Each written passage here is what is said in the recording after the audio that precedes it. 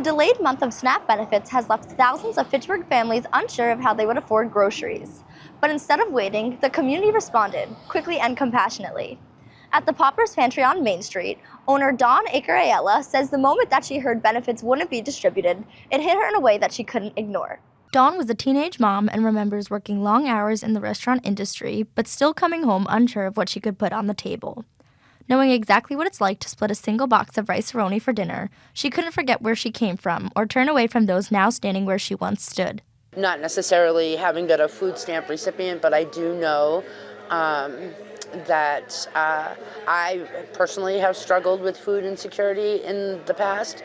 I would hate to know that I have a neighbor out there that's struggling or making a decision. Either they're going to have their lights turned off or they're going to put food on the table. During her hiking trip southwest, Dawn realized that she had resources many families don't: access to bulk food and a team that she trusts. She calculated the cost, talked through logistics, and launched her free Take and Bake program, full dinners for families of 4. It's all across the board. We had a gentleman that came in for a Take and Bake, and he's like, I'll be back on Friday to pay for it. I'm just waiting for my paycheck. We've had moms and seniors and just all different people with all different stories coming in just to participate. Dawn didn't expect donations, but they came anyway. Some gave a few dollars, others gave hundreds. Go Farm brought fresh produce, Hollis Hills donated funds, checks arrived in the mail, and one person even drove from Cape Cod to contribute. We're here, we're part of Fitchburg, we are Fitchburg. This is my place, you know. I was born at Burbank, I'm from Fitchburg, and these are my people. While Dawn focused on supporting her neighbors, the ripple effects of the shortage were being felt elsewhere in the community, inside Fitchburg's classrooms. Teachers at Fitchburg High School were alarmed when their school food bank was nearly empty. Several posted on social media that students were going hungry, and some teachers were even using their own money to fill the shelves. It's like students can't learn when they're hungry. So I mean, as a teacher, as a mentor, as a parent, I can't do nothing. Catherine Covino brought the issue to student trustee Matthew Gill, who immediately took it to the Student Government Association.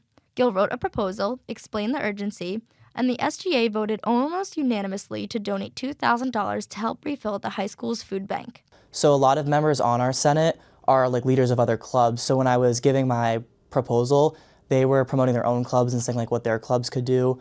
And we're working with them in collaboration to get a food and winter clothing drive started up within our university, and the proceeds are going to go to Fitchburg High School. So it's food, but it's also that winter clothing as well as hygiene products as well.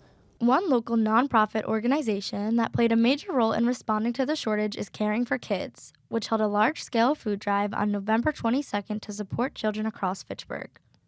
Volunteers gathered at Rheingold Elementary School, forming assembly lines to pack more than 1,000 bags of food for students who might otherwise go without. City councilors, school staff, families, and residents worked together throughout the event as the cafeteria became a community-wide effort to make sure local children had what they needed.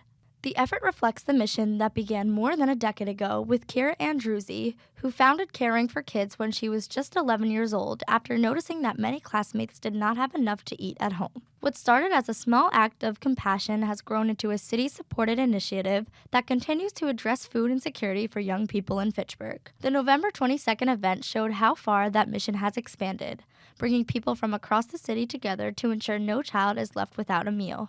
I was born in China. I was a hungry child myself, so I understand what it was like to be food insecure. Years ago, in elementary school, witnessing a kid take a bunch of food and put stuff in his backpack, not comprehending what that is, what that meant.